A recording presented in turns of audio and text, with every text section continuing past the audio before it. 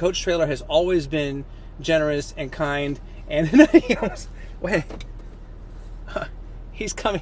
Coach Traylor is coming in. Ladies and gentlemen, Coach Jeff Traylor.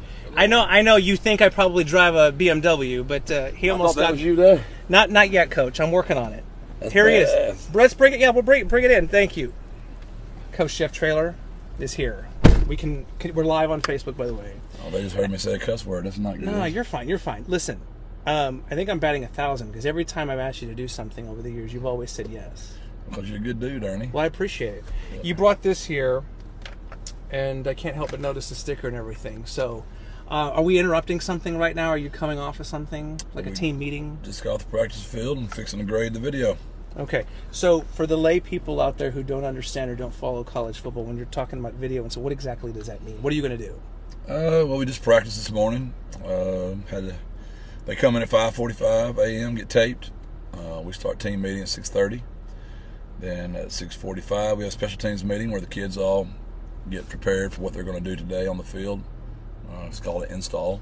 Yeah. Then at 7, they go to their position meetings. So receivers go to receivers, linemen to linemen, linebackers to linebackers, and we go over the install for today's practice, which is basically what they're going to be doing. Yeah. So do that for 30 minutes, take the field, and practice for about 2 hours.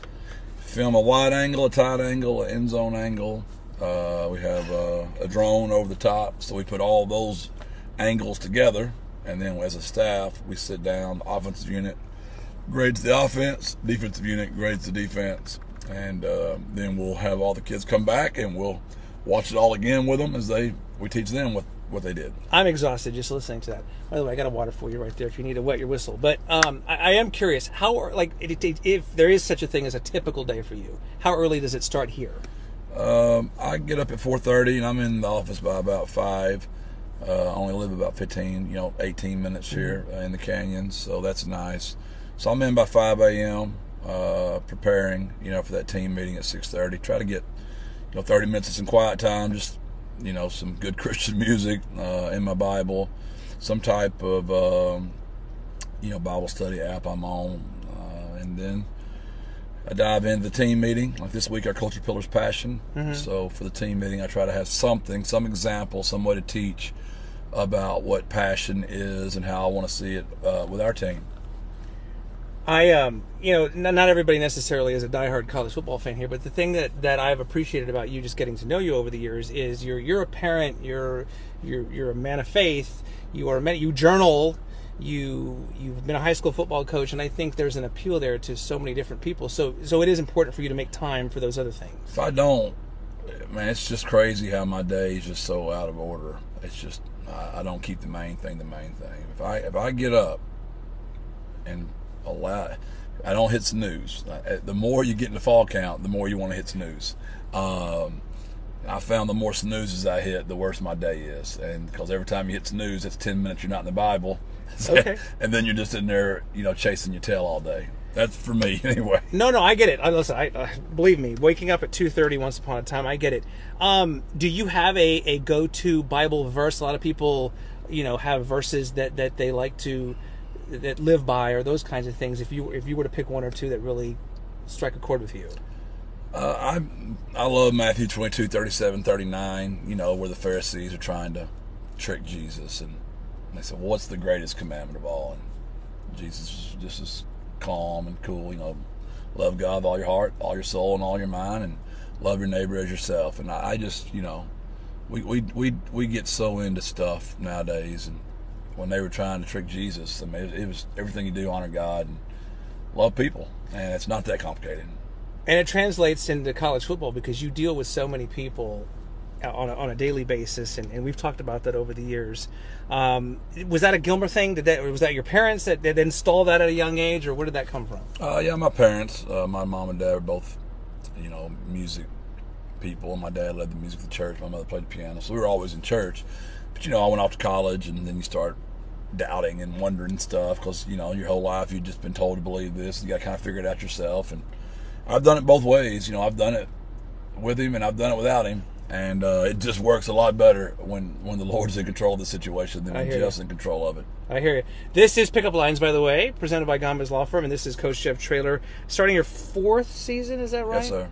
And it'd be tough to top, it'd be tough to top what you've done the last 2. New conference, obviously, and I was just talking, before you came in, I was talking about how you did what you did last year, basically running a MASH unit. And it would take another 30 minutes to go through all the injuries you went through last year, but it sounds like you've got a healthy group right now. So far, we lost Ben Rios. He had a knee surgery. He was doing a backpedaling drill and hurt his patella, so he'll be out, probably 4 to 6 weeks. But other than that, we're already last year we'd lost 3, for the season. So we're in a way better spot right now than we were last year. I know Houston is coming in a few weeks, and we've talked about this before, where you've won so many amazing big games over the years, but it's the losses, I think, that really stick with you the most, right? No doubt. Yeah, that one was. I violated some culture pillars on that one because that, I usually tell my guys, and I always tell my guys, they got 24 hours to celebrate or 24 hours to pout. But whatever, in 24 hours, we're flushing it and we're moving on. But that one, we carried that one a little bit just because that one hurt so bad. Losing at home the way we lost it was very painful. Congrats to Coach Holgerson and the Cougars, and they've had a great team for years. But, 23 days away. Yeah, and that's one of the good things about sports is many times you get a chance to, see them again, and that'll be the case here. You'll be in Houston. So if you were to explain your team to the casual UTSA fan that maybe doesn't follow every day, or what would they, as a primer, UTSA football for dummies, if you will, what do they need to know about your team this year, new conference, those kinds of things? Kind of how the curse of last year of losing so many kids to injury might be the blessing to this year because so many of those guys got an extra year back. Rashad Wisdom was supposed to be done, but he was out for the whole year, so he gets to come back.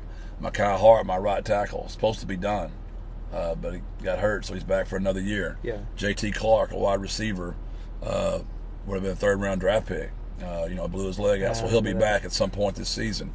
Josh Cephas, a kid that would have been drafted, gets injured at the end there, and he gets to come back. Brandon Matterson, my nose guard, lost him for the year, gets to come back. Well, guess what happened? Frank Harris looks up and goes, man, all those guys are coming back. Right. We're going to have a pretty good football team. Right. So Frank Harris came back. So it's an interesting tale of how we might have really suffered last year from so many injuries, and we might be rewarded this year because all those guys get another year. Are you an everything happens for a reason kind of guy? Yeah, I have to be. I just stay in that lane because you get to start trying to figure out stuff, you'll drive yourself insane, right? So I use this same quote all the time, but life never makes sense when you're looking forwards, but it always makes sense when you look backwards. Sure. And I have a feeling we're going to be saying the same thing. Yeah. We talked, and I've had the pleasure of interviewing you a number of times, and at one point we talked about you trying to balance more family time or personal time with the awesome, incredible job that you have here. We're coming off of summer, obviously, and I think you did some fun things, but how's that going? The job's just gotten really big, and we love it so much. Not just me, Carrie, my family. We love this place, and we just, we did a really good job of conquering Conference USA. We moved up, and from fan attendance to, just our building, our strength staff, our pay, our recruiting budgets, food, just all the things. And now you're in the AAC, where we've only been playing football for 12 years. And you're playing SMU and Memphis and Tulane and East Carolina. They've been playing ball for over 100 years. Right. So now we got to work harder. Now we need more, right? So it never stops. But when you love something as much as we love doing it, it doesn't seem like work. But if you don't take care of yourself, you look up and you got a son's wedding in April and you're dealing with recruits and you're raising money for boosters, and you gotta say no sometimes. I just don't know where that no is anymore. Yeah. Have I seen a Traylor making the rounds on the national media scene? My middle child, Jake, he got chosen as one of the 8 embeds for NBC. He worked for the Today Show, right? He did before that. Network. Yeah, he did that first. Then he went and worked for Al Sharpton and was the associate producer for that. Right. And now he's been chosen as one of the 8 embeds for NBC, and so each one has a presidential candidate. Right. and he got chosen to cover Trump, no less. Are you serious? I didn't know. Yeah, he. I didn't know that. He follows the president everywhere he goes, so, and with that comes a lot because there's Secret Service involved. And that's obviously. I mean, that's it. I mean, there's job security there, I guess, if anything, because he's going to be with him through November of 24. Yeah, it's been interesting.